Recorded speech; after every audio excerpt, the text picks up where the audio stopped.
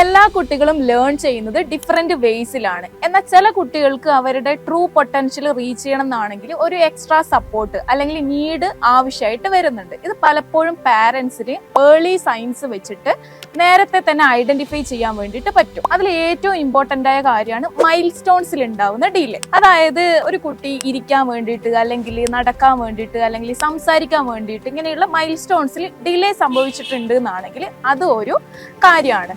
രണ്ടാമത്തെ കാര്യം instructions follow ചെയ്യാനുള്ള ബുദ്ധിമുട്ട്. മൂന്നാമത്തെ കാര്യം ADL സ്കിൽസുകൾ പെർഫോം ചെയ്യുന്നതിൽ ഉണ്ടാവുന്ന ബുദ്ധിമുട്ട്. അതായത് ബേസിക് ആയിട്ടുള്ള സ്കിൽസുകൾ ലൈക്ക് ഡ്രസ്സിങ്, ബാത്തിങ്, ബ്രഷിങ് പോലത്തെ സ്കിൽസുകൾ പെർഫോം ചെയ്യുന്നതിൽ ഉണ്ടാവുന്ന ബുദ്ധിമുട്ട്. നാലാമത്തെ കാര്യം അറ്റൻഷൻ ഇഷ്യൂസ് അല്ലെങ്കിൽ ഈസിലി ഡിസ്ട്രാക്റ്റഡ് ആയി പോകുന്നുണ്ട് എന്നാണെങ്കിൽ കുട്ടിക്ക് ഒരു ആക്ടിവിറ്റി അല്ലെങ്കിൽ എന്തെങ്കിലും ഒരു കാര്യം പെർഫോം ചെയ്യുന്ന സമയത്ത് പെട്ടെന്ന് അറ്റൻഷൻ കിട്ടുന്നില്ല എന്നുള്ളൊരു അവസ്ഥ നിങ്ങൾ നോട്ടീസ് ചെയ്യുകയാണെന്നാണെങ്കിൽ. അഞ്ചാമത്തെ കാര്യം സോഷ്യലൈസേഷൻ ആൻഡ് കമ്മ്യൂണിക്കേഷൻ കാര്യങ്ങളിൽ ബുദ്ധിമുട്ട് ഫീൽ ചെയ്തിട്ടുണ്ടെങ്കിൽ, അതായത് ഫ്രണ്ട്ഷിപ്പ് ബിൽഡ് ചെയ്യുന്നതിൽ ബുദ്ധിമുട്ടുണ്ടാവുക, അതുപോലെ ഫേഷ്യൽ എക്സ്പ്രഷൻസിൽ ഗെസ്റ്റേഴ്സ് ചെയ്യുന്നതിലൊക്കെ ബുദ്ധിമുട്ട് ഫീൽ ചെയ്യുന്നുണ്ട് എന്നാണെങ്കിൽ അതും ഒരു ഏർലി സൈൻ ആയിട്ട് കൺസിഡർ ചെയ്യേണ്ടതാണ്. അടുത്തൊരു കാര്യമാണ് കുട്ടി സ്കൂളിംഗ് സ്റ്റാർട്ട് ചെയ്ത സമയത്ത് കുട്ടിക്ക് അക്കാഡമിക്കലി ബുദ്ധിമുട്ട് ഫീൽ ചെയ്യുന്നുണ്ട് എന്നാണെങ്കിൽ, അതായത് ബേസിക് ആയിട്ടുള്ള ലെറ്റർ ഐഡന്റിഫിക്കേഷൻ അല്ലെങ്കിൽ ഫോണോളജിക്കൽ അവയർനെസ് അല്ലെങ്കിൽ സിമ്പിൾ ആയിട്ടുള്ള വേർഡ്സുകൾ വായിക്കുന്നതിലുള്ള ബുദ്ധിമുട്ട് അല്ലെങ്കിൽ റൈറ്റ് ചെയ്യുന്നതിലുള്ള അല്ലെങ്കിൽ